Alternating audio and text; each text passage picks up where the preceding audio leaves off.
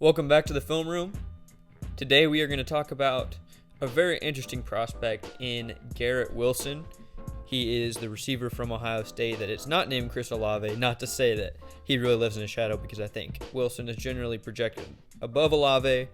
As you know, I do love Chris Olave. He is my receiver one at the moment because I just really love a lot of things he can do. But today we're going to talk about Garrett Wilson because he is such an intriguing player. He can do so many things. And first off, I want to play you this clip that I believe just really sums up what Garrett Wilson is as a player just in this one play.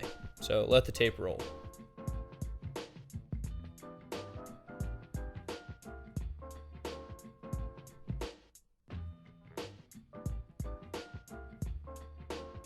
So there it is. Welcome to the Garrett Wilson experience. Obviously, he's going to run a pretty good route, get to the boundary, and make just an incredible catch on the sideline. And then he's going to be able to create after the catch, even, after really extending to go get that ball. And that's just one of the many things he can do. Ton of strengths. Some weaknesses, he can go quiet for a bit at times, but we're going to get into more of that later. And first up, we're going to go over his biggest draw to most people, which is his ability after the catch in an open space. So let's get into it. Okay, so first off, the big major draw in his after the catch ability is his track speed. He ran a really impressive 40 time. I think he ran like a 4.37, 4.38. So obviously ridiculous speed. And let's take a look at a couple plays here that are just really, really impressive. So this first play, he is going to just run a drag. It's going to be a good clear out, and he's going to get the ball in open space. The defender's not really going to be looking, and he's just going to take this all the way down the sideline for a pretty easy touchdown. It doesn't even look super impressive, but just his speed he really plays up to, max speed. Some guys have a 40 time that looks, that's a lot better than they actually run. But Garrett Wilson is not one of those guys. Him and Olave both, honestly, just have really incredible speed. And now this second play, it's going to be a very similar one. Going to run a drag. It's going to be cleared out. But look at this angle that he's going to, these guys have a good angle to tackle him. But, it is a ridiculous effort that he makes a play and gets this touchdown. He should not have this in any world. This should not be a touchdown. I know it is Rutgers, but still, just pure speed and just able to take the right angle. Really, really impressive. And something that, even though NFL players are also going to be very fast and there's a ton of 4.3 guys in the NFL, I think it's going to translate just because of how smart he is at using that speed as well. Okay, now let's take a look at another big part of his run after the catch ability, and that is his ability to break tackles and just make guys miss in general. So first up, let's take a look at this play right here.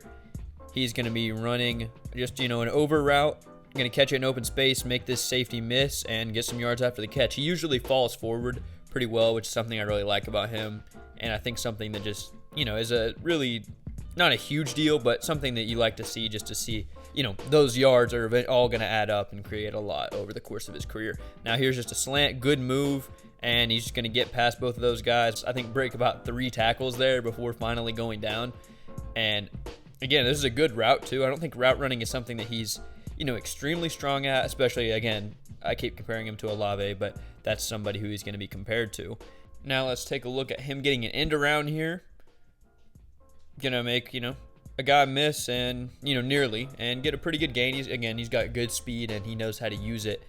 And then lastly, here, as we look at the end of this end around, we're going to look at a play where he doesn't create this is just kind of, he's not going to break a tackle every play. I don't want to give you that impression. This Indiana defender, rather, is going to make a good tackle on him on this drag, a play that he usually has success at, but obviously he's not perfect. And I don't want to just, try to turn this to, look, he didn't break a tackle, he sucks. But, this is going to happen to a lot of guys. I just don't want to create the false impression that he's just some perfect, breaks a tackle every play. But that is definitely one of his strengths. I think his speed is generally more effective than his after the catch, but this is just from a few games, just some highlights from, I think I watched 4 games of him that I'm putting in this video. So ton of highlight potential, can make a ton of guys miss, and I don't even think they gave him enough opportunities because there were so many mouths to feed in that Ohio State receiver room. But now let's get on to the next part, which is his ability to make ridiculous circus catches with his insane catch radius and just incredible hands in general. Okay, so first up, we're going to see what he can do on a big stage. This is the Sugar Bowl against Clemson. So obviously college football playoff game, big time opportunity for Garrett Wilson to make an impact, which he's going to do here. This is going to be some cover 3 from Clemson, But this corner, as we're going to run this now, he's not really gonna, he's kind of confused, and he's gonna just bite late. Garrett Wilson's gonna run, he's gonna fly right by him, get all the way down the sideline, and make a catch inside the 10. And you're gonna see this is actually a really, really impressive catch, as his ball tracking is gonna be just super good, the way he bends outside to catch that ball. And this is just something he can do, I feel like, pretty often. He's really good at running fade routes. Again, he's got really impressive ball tracking. And I mean, yeah, again, look at this again. Look at the way he bends, because I just cannot express how impressive this is. Now, here is going to be a catch on the sideline. It's going to be quick, and you're going to be like, oh, that's just a little out route. But once you see the end zone angle, it's going to look, a lot more impressive, as he's going to really extend for that. As now, we'll get that in a little bit of slow-mo so you can kind of see how he extends, because it's kind of hard to tell, but that's a really impressive catch from him. And something that, again, I think projects pretty well at the NFL level. We're going to talk about a bit of concerns, we have with his hands in just a little bit after we get through these. But, that's something I think he can do a ton, and it's really impressive, and we're going to look at a couple more now. Now, on this play, he's going to be running kind of a comeback back shoulder fade, and it's going to be against single coverage, as we're going to run this here. And he's going to get a pretty good release, and he's going to get to the boundary, but this is going to be kind of a bad throw, as it's going to be behind him. But he's really going to fight tooth and nail to make this catch and fight forward for some more yards. Stroud not going to give him the best opportunity, but he's going to, extend back across this corner and then just, fight him for some extra yards. And that's something you love to see from Garrett Wilson. Now here on this next one, he's just going to run a little curl route, going to, again, be a bit underthrown, as he's really going to have to lay out for this ball.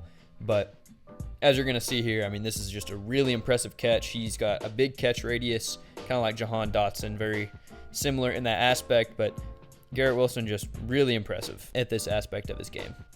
Now we're going to take a brief detour to talk about some of the negatives. He does have a couple of concentration drop problems. These are the only 2 drops, though, in these 4 games. I do want to point it out, though, just so, again, I mean, he doesn't have perfect hands, and these are just, these happen.